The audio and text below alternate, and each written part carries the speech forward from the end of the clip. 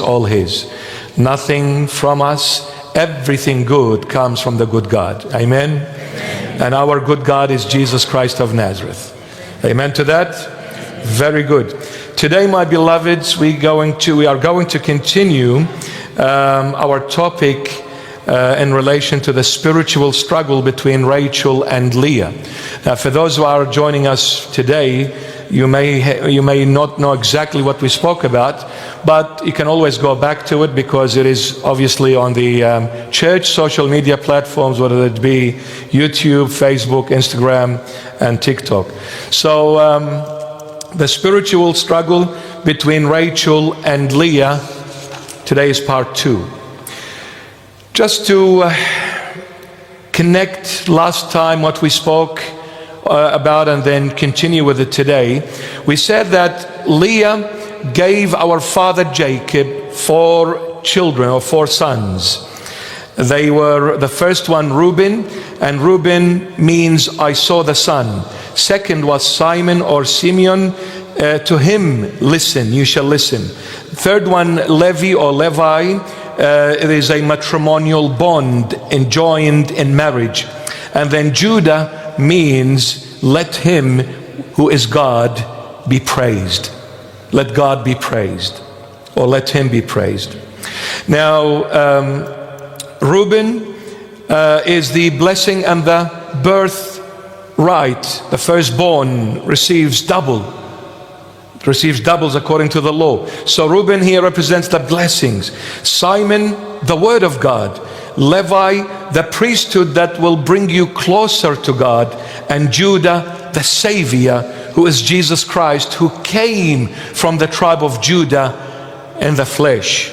So the Savior who came to save you from all that is yours and give you all that is His.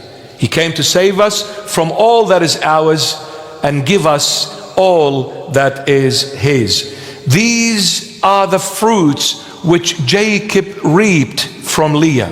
Now we said that Jacob did not want to marry Leah because he did not love her, but he was deep in love with Rachel, and he worked 14 years of slavery just to marry Rachel. But the one whom he did not love, the one who was not happy in marrying her, his uncle Laban, deceived him in a way and gave him Leah. He found out the following day of marriage, which was too late, that it was Leah, it wasn't Rachel, and it was too late for that. But the one whom he refused to marry, the one who did not want, and it was given to him for free, for God's sake. Rachel, 14 years of slavery. Leah was for free. He didn't want her, but she gave him the 4 sons, Reuben, Simon, Levi, and Judah. Stunning. The foundational sons that came later on, the nation of Israel. Foundational. Now today, my beloved, we'll continue the journey about the fruits which Jacob reaped from Rachel this time. Last time it was the fruits which he reaped from Leah. Today, the fruits which he reaped from Rachel, the one who loved, the one who died for, the one who worked 14 years of slavery for his uncle Laban just to marry the love of his life, Rachel. Let's see what kind of fruits she gave Jacob. Well, she gave him 2 fruits, 2 sons. One, Benjamin, the other, Joseph. Obviously, Joseph is the older, then Benjamin. What happened? Benjamin, my beloved, during birth, Rachel died. While giving birth, Rachel dies. Jacob's love was lost, gone. Benjamin, while coming to this world, took the life of his mother. Jacob's love was gone for good. Joseph, the other fruit, the other son, broke his father's heart. Why? Because the other brothers became jealous of Joseph. He was the father's favorite. So they became jealous. They tried to kill him. Then they dropped him, they threw him into this well, and then they sold him as a slave to these Ishmaelite merchants, which took him to Egypt as a slave.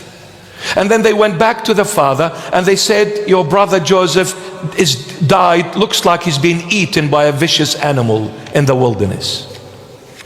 So Benjamin kills the love of Jacob's, Rachel dies, and Joseph breaks the father's heart by disappearing. And this is all we are going to reap from this world.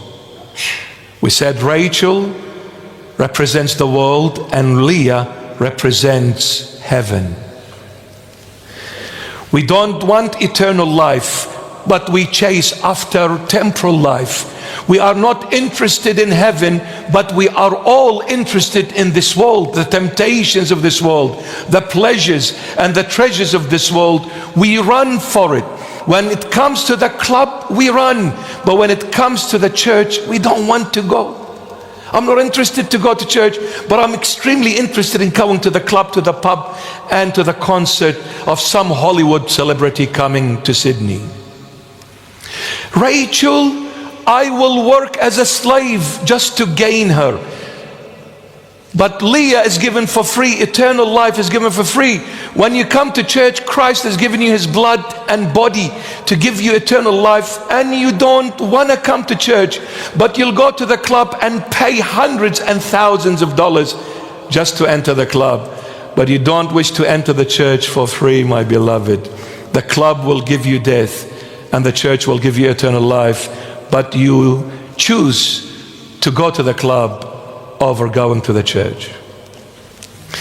And this is what happens when we chase after Rachel. The world will take away your love, and the world will break your heart at the end. That's all you're gonna get.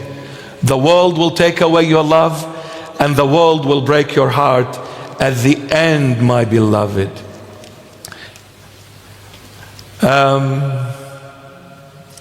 The world takes away your love. See, the world tells you to do this. Enjoy life. Have fun. Do as you please. But tomorrow I will bury you. Enjoy life. Have fun. Go for it. Don't worry about anything. You're free. Enjoy that freedom. Do as you wish. But tomorrow I will bury you. The world will swallow you in that little grave. And once I go in that grave, all that love is taken away from me. And the world will break your heart like it did with Jacob by losing his son Joseph. The world breaks your heart. You put all your hope in the world, and at the end you come out with a broken heart. Disappointed, my beloved.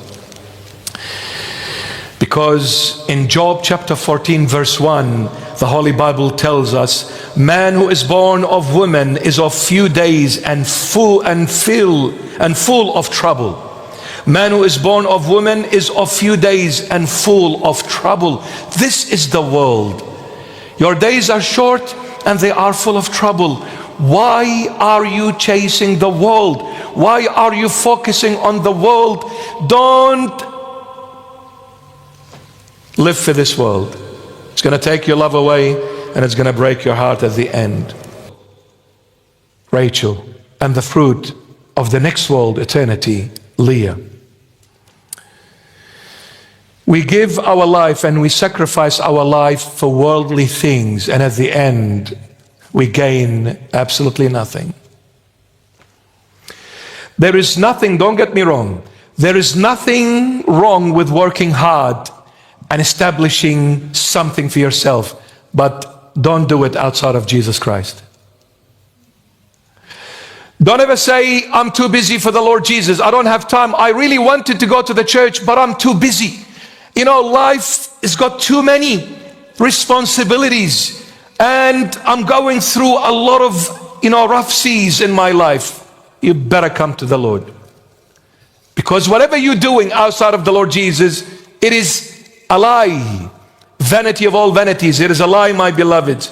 And I have said this to you so many times. What is a lie? A lie, my beloved, is a story told without foundation, without a base to it.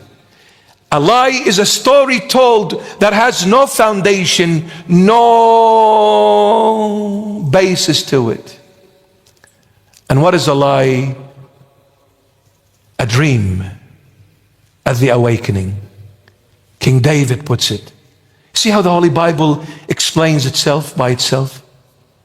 King David says, the human's life on earth is like a dream at the awakening. What does King David mean? Our life on earth is like a dream at the awakening. He means this. When we see a dream, do we realize it's a dream? No. We think it's reality, isn't it? Now in the dream, I'm Donald Trump, even though he's slightly better looking than me. I'm the president of the most powerful nation in the world. Now while I'm dreaming, I'm not realizing it's a dream, I'm saying this is reality. So for me, I'm the president, and for me, as the president, you know what? I'm powerful, I can do a lot of things, and no one can stop me. And before I come and grasp this realization, my mom taps me on the shoulder and says, get up, it's time to go to school. And then I wake up and I realize I'm in year 6. And I'm going to Fairfield High School. Hello? Is it working? So when my mom woke me up, I've realized I'm in year 6, primary school. I'm not the president. King David says, the person's life is like a dream at the awakening. You know, while we are living in the flesh on this earth, we think this is it and there is nothing else. I am free and no one can stop me. I'm powerful. I have money. I have wealth. I have fame. I have prestigious life. I have this position so powerful. I can do anything and everything. And before I realize this and come to grasp it, the angel taps me on the shoulder and says, it's time to leave this world. The spirit leaves the body is the awakening time from that dream. Like I woke up from the dream and I realized what I was living was nothing but a lie. So as when the spirit leaves the body, I'll wake up from this dream called the world, this realm, this physical, tangible, materialistic realm. When I wake up from it, then I will realize then and then only that everything I had planned for was nothing but a lie.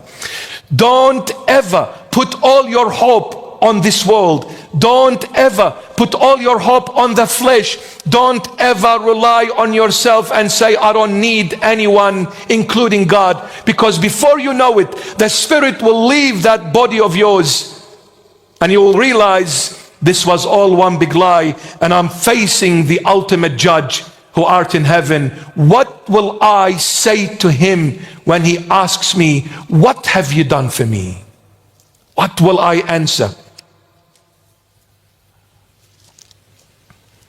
We need to realize the fruit of the world and the fruit of eternal realm. We need to realize before it's too late. Now, I'll sum it up and I'll leave you with it, and thank God Elias is here. Leah, whom Jacob received for free. By the way, we'll continue this topic next week. Leah, whom Jacob received for free. Not even a day he worked to earn Leah. Look, the one who came for free, what she gave Jacob. And next week we will realize the one that he worked for 14 years, he sacrificed his life just to earn and gain Rachel. See what Rachel is going to give Jacob. The one who came with a sweat, what she's done for Jacob, and the one who came for free, what she's done for Jacob. Leah, the one who came for free. She gave Jacob four sons. She gave Jacob 4 sons. Number 1, Reuben. Number 2, Simon or Simeon. Number 3, Levi. Number 4, Judah. 4 sons. Reuben, Simon, Levi or Levi, and Judah. Let's come and see these 4 sons which Leah, who came for free, what she's given Jacob. My goodness. Reuben. Reuben symbolizes the birthright, i.e. firstborn. And the firstborn gets the most according to the law. She gave him the firstborn, Reuben. And the name Reuben means, I saw the sun. I saw the sun. Which sun? This one. I saw the sun. Jesus Christ of Nazareth. So that Leah, who came for free, gave him Reuben, the firstborn, the birthright. And Reuben means, I saw the sun. Number 2, Simon. Majority of the scribes of the Israelite nation who wrote the Old Testament Bible came from the tribe of Simon. The writers of the law of God came from Simon. The scribes came from Simon. And the word Simon means, to him you shall listen. To who?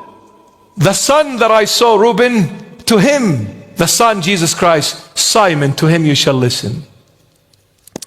Levi, 3rd son. Levi gave us the priesthood.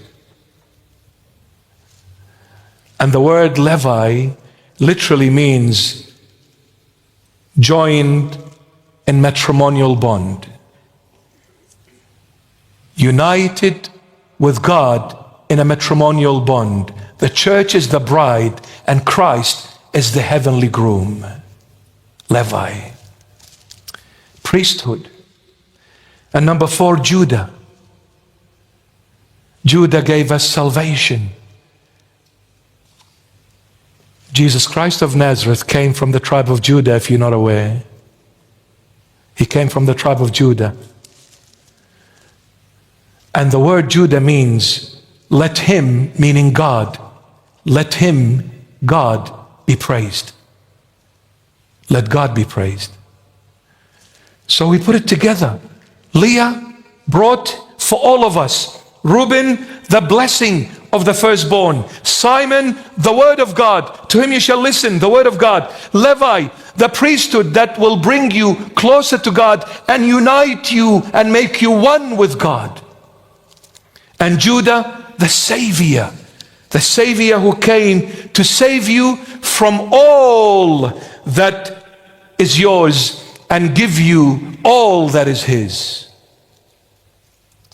The Savior came to save you from all that is yours in order to give you all that is his.